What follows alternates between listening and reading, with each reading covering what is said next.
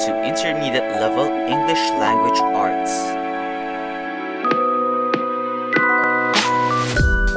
Hi, and welcome to English Language Arts Grade 5. Our topic for today would be concrete, abstract, and collective. Okay. Now, these are the objectives for this video.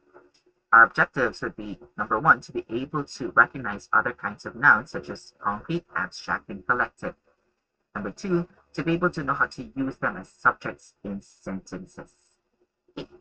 Let's go to the first topic, shall we? The first objective would be recognizing concrete, abstract, and collective nouns.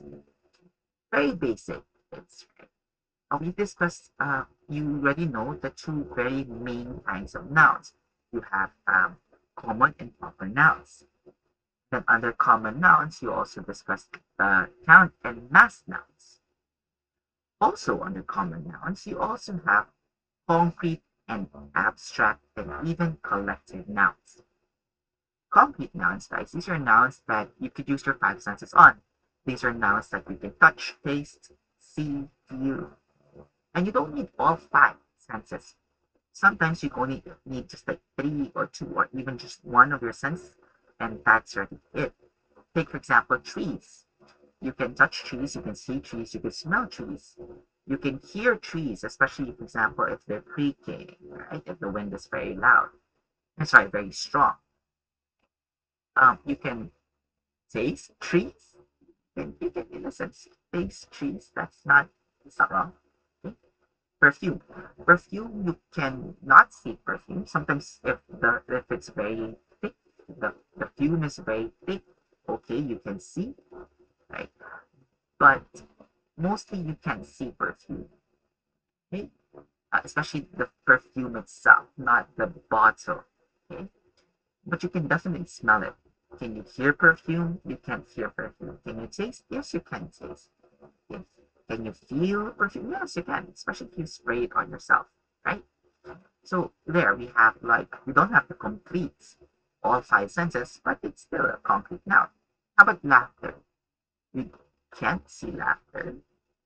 In a sense, you can see someone laughing, but you can't see laughter itself. You can feel laughter. You can taste laughter. You can smell laughter, but you can definitely hear laughter, which makes it still a concrete noun. What about abstract nouns? Abstract nouns, on the other hand, these are nouns that can't be perceived by the five senses. These are ideas. These are concepts. Okay? Take, for example, leadership. You can't use your five senses on it. But sir, I can feel leadership. No, this is a different feeling. This is not used by your skin, the sense of touch. No, this is a different feeling. One that involves emotional feeling. Same as with courage and love. Therefore, since it's not physical feeling, it's not your five senses, your touch.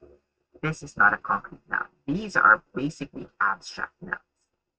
Now, as for collective nouns, we have already discussed this in the previous video, but let's just go through them again really quickly. Again, what are collective nouns? These are, again, names of groups, of people, of animals, of things, which are always considered as just one unit. Team, it's a group of people. Family, it's a group of people. Crew, also a group of people. But they're all just considered one unit. Which begs the question, or which comes to our next topic, right? Our next topic would be, how do we use them in sentences? Specifically, how do we use them as subjects? Okay. For abstract nouns, right, you would need to use the S form of the verbs. You would treat abstract nouns as singular. Okay, for example, her generosity feels very good. Feels, S form. Charity is a pleasing virtue, is S form as well. Right? Take note of this. Treat abstract nouns as singular. What about collective nouns? Collective nouns, on the other hand, they also follow the S form. They are treated as one unit, therefore they are considered as singular. But of course, if, for example, you say 5 families, so you not have to follow the S form. But there's a big but though. See, collective nouns can be either considered as singular or plural. Yes, that is you've heard me right. How does this work? For example, when you use a collective noun, but talk about the separate individuals, then you could use the base form, treated as plural. For example, the family discussed things with one another. Family is considered one unit, yes, but you're talking about the different members of the family. Therefore, you say discuss and not discusses. But there's a big but there. It is best to avoid this. Okay? The better example would be the members of the family discuss things with one another. Here you are more specific. Okay? Why? Why is it best to avoid treating collective nouns as plural? Well, you can cause confusion. Some people might think it's an error. Some people might think that it's correct when in fact it's an error. You could cause confusion and misunderstanding. So which is why it's best, instead of just saying the family discuss, you say the members of the family discuss. All right.